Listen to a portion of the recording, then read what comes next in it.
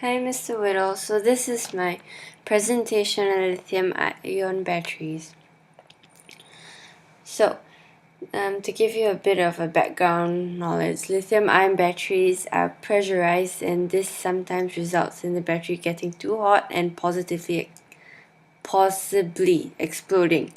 The positive temperature coefficient (PTC) is a switch that is supposed to prevent overheating, while the pressure-sensitive vent hole lets out the extra pressure as a safety measure just in case the PTC does not work.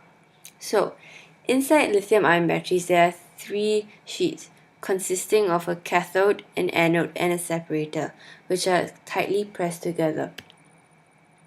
So, the cathodes of lithium-ion batteries are usually made of lithium cobalt oxide, which contains the ions that give this battery its namesake. This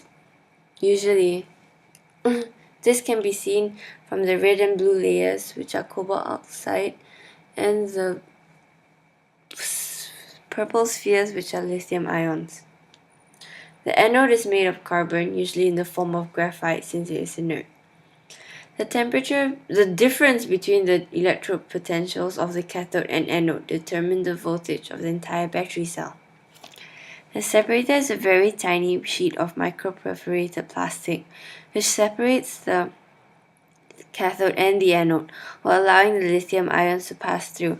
In the two diagrams below, you can see the lithium ions going through the little holes in the separator.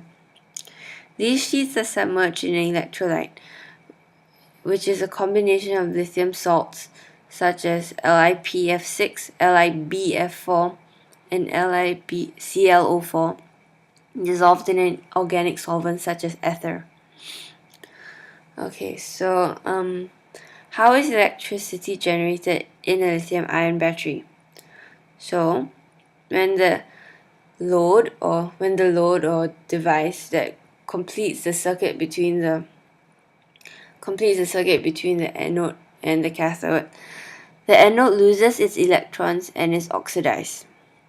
Because the graphite is inert, the anode will not take part in the reaction. Thus, only electrons and lithium ions from the electrolyte are produced. These electrons flow across the wire while the lithium ions cross the separator in order to meet at the cathode.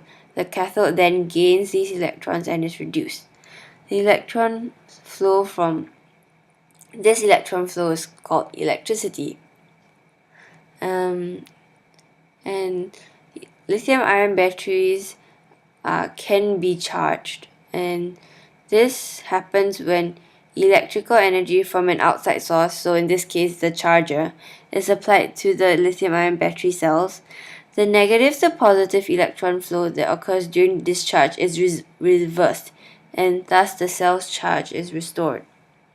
The cathode loses its electrons and is oxidized, whereas the anode gains back its electrons and is reduced, the exact opposite of what happens during discharge.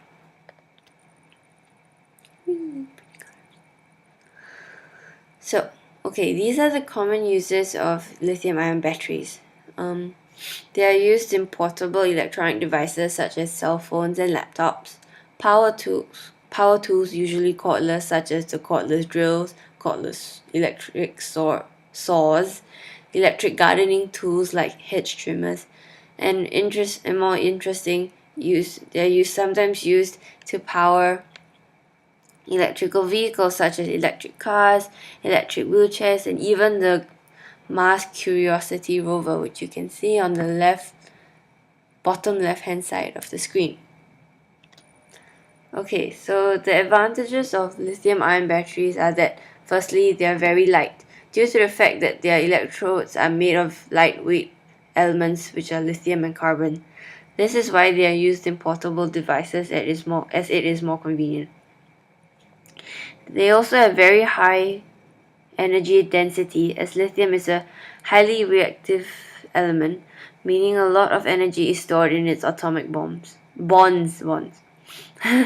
A typical lithium-ion battery can store 150 watt-hours of electricity in 1 kilogram of battery, while a nickel metal hydride battery pack can store only 60 to 70 watt hours. Even worse, a lead acid battery can store a mere 25 watt hours per kilogram of battery. Thirdly, lithium ion batteries have very low self-discharge, meaning the discharge which they waste, as they only lose 5% per month compared to nickel metal hydride batteries 20%. They have, lastly, these batteries have no memory effect, meaning they do not have to completely discharge before the next charge. And unfortunately, there are also disadvantages to lithium-ion batteries. Firstly, they have very short shelf life as they start aging as soon as they leave the manufacturing company, regardless of whether they are being in use or not. Thus, they only last about 2 to 3 years from their manufacturing date. They are also extremely sensitive to high temperatures. High temperatures accelerate their rate of degrading, which limits their already very short shelf life. Thirdly, a lithium ion battery is ruined completely if it is completely discharged, so constant charging is required. And fourth and lastly, there is a small chance of the battery bursting into flames, aka exploding. This is because of the separator in the battery. Because this sheet is so thin and there's already holes in it, if the separator